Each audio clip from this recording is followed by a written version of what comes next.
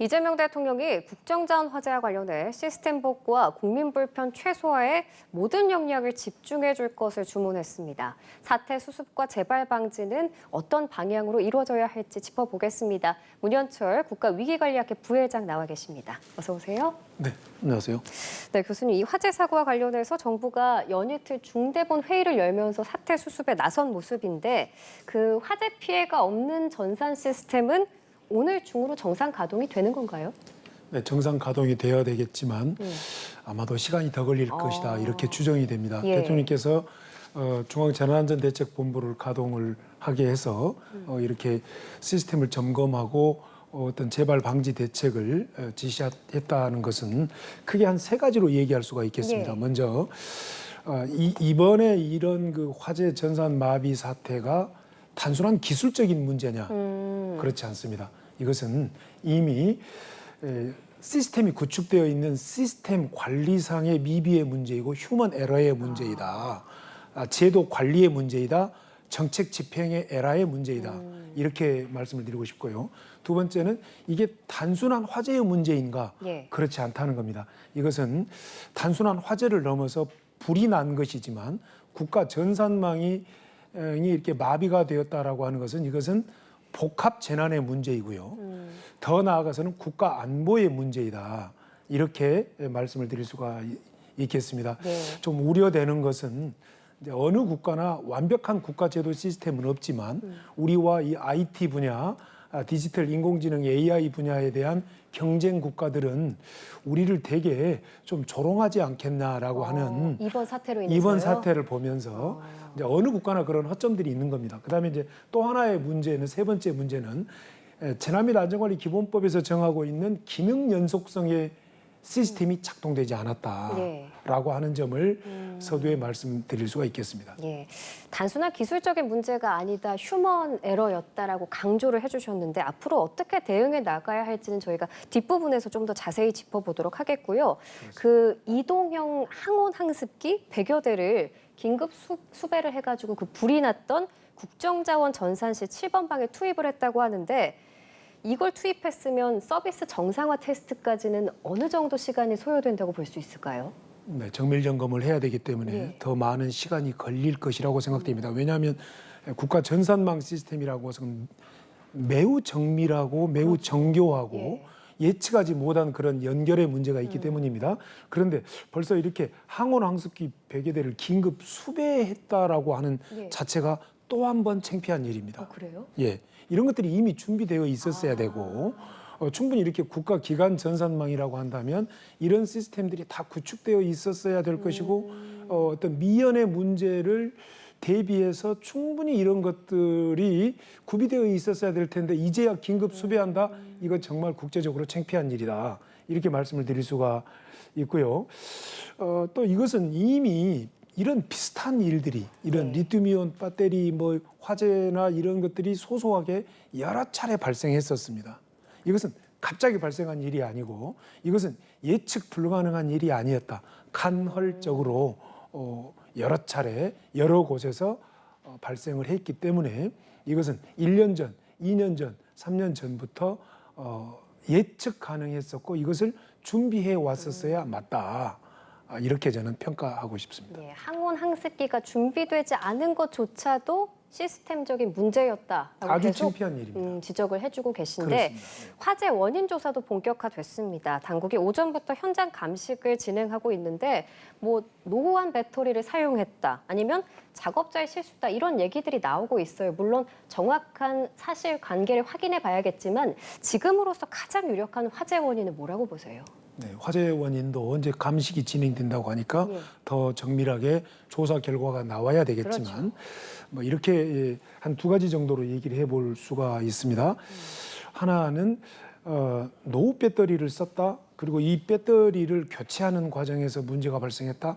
서두에 말씀드린 것처럼 예. 전형적인 휴먼 에러, 사람의 실수입니다. 관리의 문제입니다. 예. 그런데 이 관리의 문제는 켜켜이 누적되어 온 문제다. 이렇게 저는 진단을 하는데요. 이 지금 그 전산망 마비의 원인이 된 이 리튬이온 배터리의 문제는 우리가 잘 알고 있는 아리셀 그 화재 예. 사건을 통해서 우리는 정말 귀중한 학습을 했습니다. 맞습니다. 얼마나 위험한지. 그렇습니다. 그럼에도 불구하고 그것도 국가기관 전산망에서 이런 그 노후 배터리, 그다음에 이 배터리 교체 작업에서의 준수 사항 이런 것들이 잘 지켜지지 않았다라고 하는 것은 진짜 더 창피한 일이고요. 또 이 리튬이온 배터리에서 화재가 발생하는 것은 크게 한 3가지 정도가 있습니다.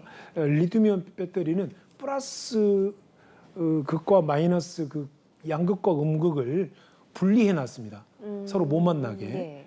이제 그 분리하는 것을 분리막이라고 하는데요. 이 분리막이 손상되면 플러스와 마이너스가 만나버려 가지고 고열이 발생하면서 열폭주 현상으로 네네. 큰 화재가 발생을 합니다. 이게 이제 아리셀 화재의 그런 큰 매우 원인이었죠. 단순화시킨 예. 원인인데요. 그런데 이 분리막을 손상시키는 원인들은 몇 가지가 있습니다. 전형적인 사례가 충격을 준달지, 습기가 많이 발생한달지, 또는 그 어떤 그 고온이나 아주 극한 뭐 그런 온도 변화, 예. 뭐 이런 것들인데 그런데 이렇게 그 이런 원인들이 있었느냐라고 하는 것이 또 우리가 짚고 넘어가야 될 문제고요. 그다음에 또 하나는 이 배터리는 어떤 그 정전 대비에 지금 쓰는 UPS 배터리로 지금 우리가 지금 알려지고 있는데 네. 이 배터리는 사용하고 나면 충전해야 되잖아요. 그런데 이 리튬이온 배터리의 또 큰 그 화재 원인이 되는 것은 과충전입니다. 예. 그렇다면 1년 전에 있었던 그 아리셀 배터리 화재를 통해서 우리가 알고 있다면 또 그리고 인천에서 그 발생했던 그 뭐 전동 자전거 그 집에서 충전하다가 화재가 폭발했었죠. 이런 걸 본다면 과충전이 굉장히 위험하구나. 그렇다면 이곳에 국가기관 전산망이라고 하는 곳에는 과충전 방지 시스템이 장착되어 있어야 되지 않냐? 이거 그 별로 부분도 비싸지도 확인을 않아요. 해봐야겠네요. 그렇습니다. 그런데 그게 작동이 안 됐다. 이것은 또 진즉 1년 전에 했었어야 될 일이죠. 예, 그런데 그러지 않았다라고 하는 것들이 참으로 알 수가 없는 일이고요. 이것은 시스템상의 문제, 관리상의 문제, 점검상의 문제, 그리고 철저한 훈련상의 문제 에라다. 이렇게 평가가 됩니다. 예, 어젯밤에 이 불에 탄 배터리 384개를 전산실 밖으로 전부 빼내서 냉각 작업을 마친 걸로 알려졌습니다. 근데 배터리 화재가 쉽게 잡히지가 않잖아요. 말씀 주신 것처럼 충격, 습기, 온도에 다 취약하기 때문인데 그렇습니다. 지금은 그래도 재발할 가능성은 완전히 없어졌다 이렇게 볼 수 있을까요? 재발화 가능성이 완전히 없어졌다는 표현보다는 확률이 매우 낮아졌다. 이렇게 평가가 됩니다. 완진됐다고 이제 발표는 했습니다만은 그러나 지금 내부 온도가 아직도 지금 상당히 고온을 유지하고 있다는 점은 매우 리스크 요인이다. 이렇게 말씀을 드릴 수가 있고요. 이것은 더 내부의 그 정밀 조사를 전부 다 해본 뒤에 우리가 판단해야 될 것인데 이제 문제는 이런 그 빨리 시스템을 빨리 정상화시키는데 총력을 기울여야 된다. 뭐 이렇게 평가하고 싶습니다. 예. 그리고 교수님이 그 광주에 위치한 정부 전산센터를 평가차 직접 방문하셨다고 들었는데 이곳도 국가 전산망이 한 곳에 몰려 있는 곳이잖아요. 여기 직접 가보시니까 좀 대비가 잘 갖춰져 있던가요? 어떠셨어요? 네, 그렇습니다. 거의 10년이 다 됐기 때문에 지금 제가 공개적인 말씀을 드리지만 뭐 최근 일이라면 제가 밝힐 수가 없는 일인데요. 그건 당시에 참 재난안전 훈련이 매년 이루어지지 않습니까? 이제 그 훈련 평가차 갔었는데 그때 했던 훈련은 광주 전산망 시스템을 어떤 이유 때문에 오프하고 이제 끄고 그리고 이것을 다시 재가동시키는 그런 훈련이었습니다. 밤 9시경에 시작해서 한 새벽 4시경에 끝난 그런 훈련이었는데요. 뭐 앞쪽에서 제가 말씀을 드린다면 이때 느꼈던 점은 뭐냐면 이 전산 시스템이 국가 전산 시스템이 지금 이번에 지금 화재가 난 대전 그리고 대구 제가 또 방문했었던 광주 이렇게 3군데가 있는데요. 그때 제가 느꼈던 것은 역할 분담이 되어 있는 것 같다. 대전, 광주, 대구가. 예. 그런데 백업 시스템은 아닌 것 같다라는 느낌을 받았습니다. 네. 바꿔 말하면 역할 분담도 중요하지만 이 세 군데가 각각의 역할 분담을 하더라도 예를 들어서 대구에서는 어떤 전산 시스템, 대전에서는 어떤 시스템, 대구에서는 어떤 시스템 이렇게 하더라도 어느 한 곳에서 문제가 발생했을 때 대신 그 역할을 해줄 수 있는 백업 시스템이 세 곳에 곳곳에 균등하게 적절한 성능으로 다 구축되어 있어야 된다는 거죠. 예. 근데 근데 그렇지 않다는 느낌을 받았고 단지 역할 분담만 되어 있는 것으로 저는 느낌을 받았다는 것이 그때 의아했고요. 예. 그런데 지금 나타나는 걸로 봐서는 백업 시스템이 구축이 안 되어 있기 때문에 지금 이렇게 일부분의 국가 기능이 마비되는 사태가 발생했다. 이렇게 평가가 되고요.